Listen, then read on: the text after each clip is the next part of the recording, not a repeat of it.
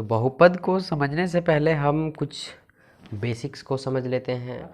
त्रिघात बहुपद। तो आइए, तो बहुपद किसे कहते हैं वो हम इसके अगले वाले वीडियो में हम देखेंगे, प्रश्नावली 2.1, जो कि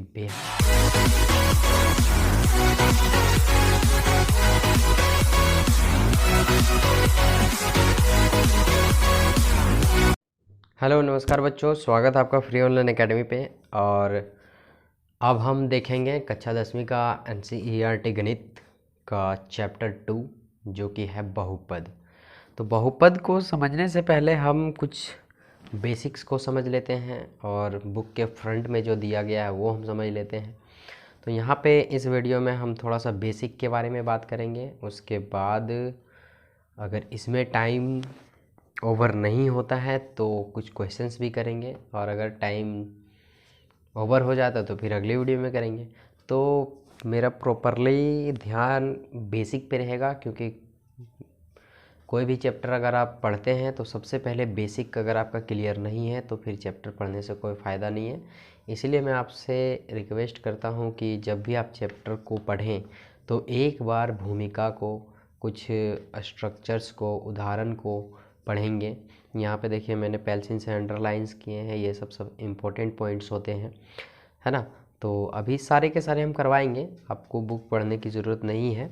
आप फ्री ऑनलाइन एकेडमी में हैं तो बहुत अच्छी जगह आए हैं, आपको कोई तरह का बात सोचने की ज़रूरत नहीं है, और ना ही आपको पूरा का पूरा बुक पढ़ना है। बुक में बहुत सी ऐसी चीज़ें हैं जो कंपलसरी है, और बहुत सी ऐसी चीज़ें हैं जो अननेसेसरी है, यूज़लेस है, बकवास है।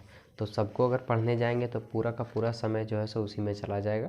तो पूरा नहीं पढ़ना है, बस जितना हम आपको करवाएंगे उतना ही नोट कॉपी में बनाना है और उतना ही पढ़ना है।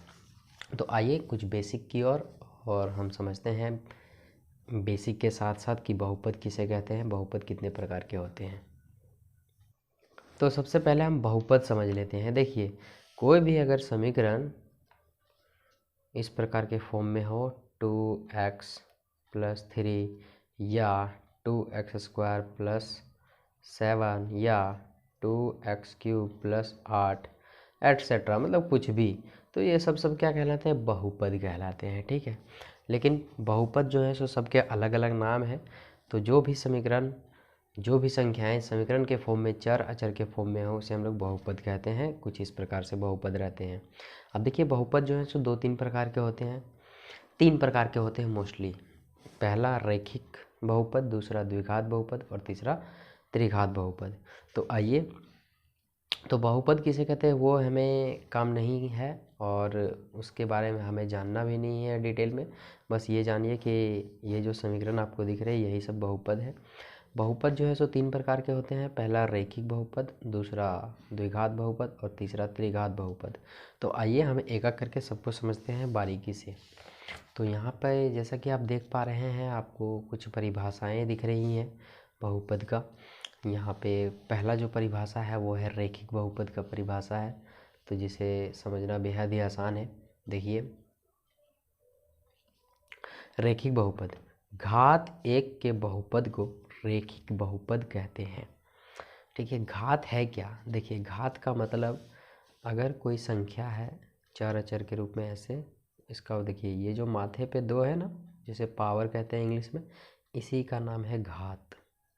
ठीक है, तो देखिए, घात 1 के बहुपद को रैखिक बहुपद कहते हैं। जैसे 2x + 3 √x + 5 y + √2 x - 2/11 2u + 1 3z + 4 इत्यादि।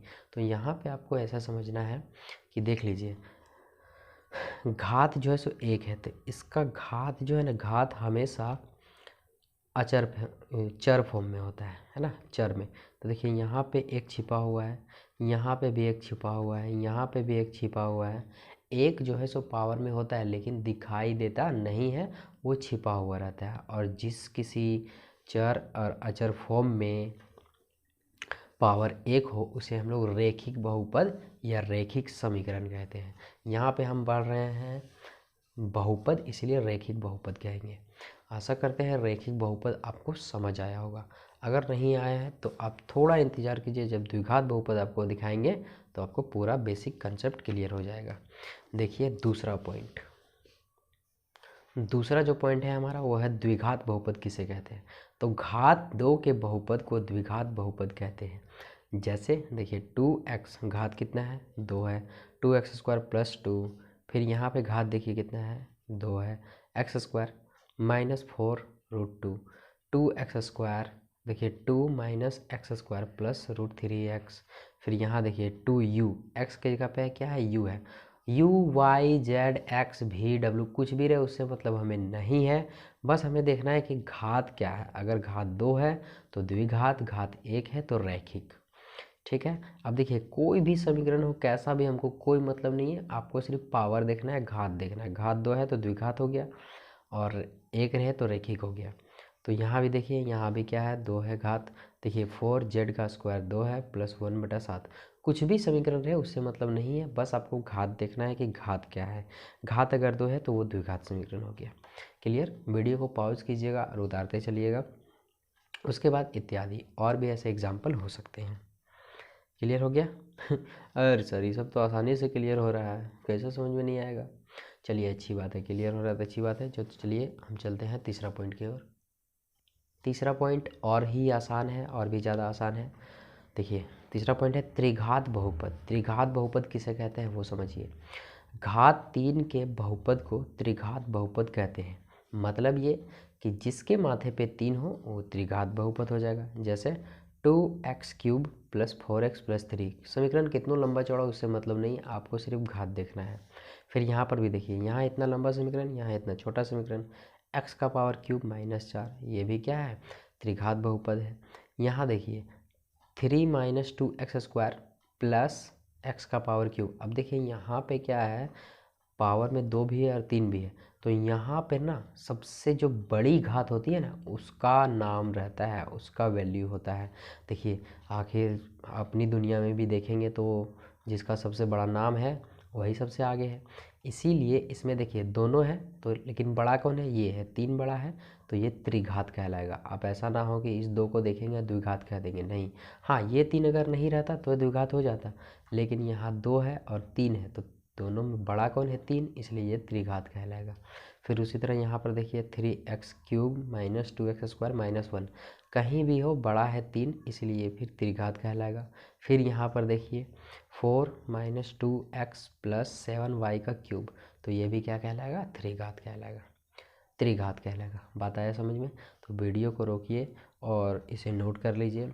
इसके अगले वाले वीडियो में हम देखेंगे प्रश्नावली 2.1 जो कि बेहद ही आसान है, और आपसे मैं रिक्वेस्ट करूंगा कि आप सबसे पहले प्रश्नावली 2.1 का क्वेश्चन नंबर 1 आप एक बार खुद से पढ़ें और समझने का प्रयास करें देखिए सर हम लोग हैं लतखोर, ठीक है हम लोग जो है सो खुद से कुछ काम नहीं करते हैं ठीक है।